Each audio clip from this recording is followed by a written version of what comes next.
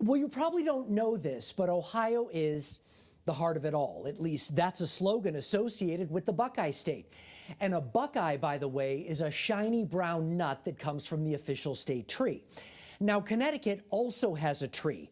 The charter oak dates back to the 1600s, which is also when, and this gets confusing, Connecticut laid claim to what's now part of Ohio. Do you follow? We need some help explaining. We are a state that has constantly been in flux and in change. Matt Warschauer is a history professor at Central Connecticut State University, and he knows all things Connecticut, including its connection to what's now Cleveland, an area people from there, like me, call Northeast Ohio, where a lot may sound familiar to you here. Fairfield, Ohio, Norwalk, Ohio, New Haven, Ohio, New London, Ohio, Groton, Ohio. So here's the backstory. In 1662, a royal charter from the King of England gave Connecticut claim to land all across the country.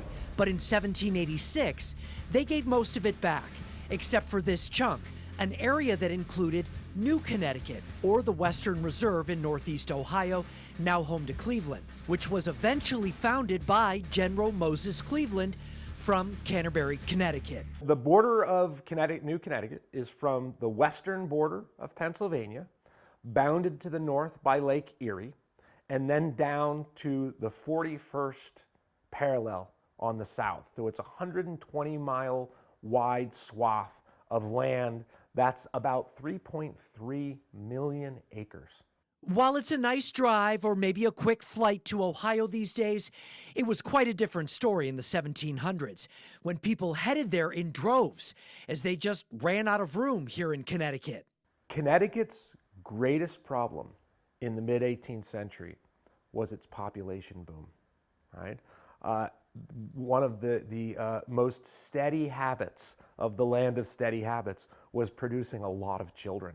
Kids who then settled in Ohio, home to many town squares and neighborhoods that, even today, really feel quite like Connecticut. But the connection was eventually severed when Connecticut cut the land on Lake Erie loose in 1796. Connecticut decides, you know, we're not going to manage this entire Western Reserve. We're going to do the smart thing. We're going to sell the entire thing. And they did, getting $1.2 million for the land that's still marked today in Ohio, connecting everyone back here. You can trace their lineage back to Connecticut, and you can go to any given part of this country, and you can find influences of Connecticut into the other sections. Mark Zinni, Channel 3 Eyewitness News.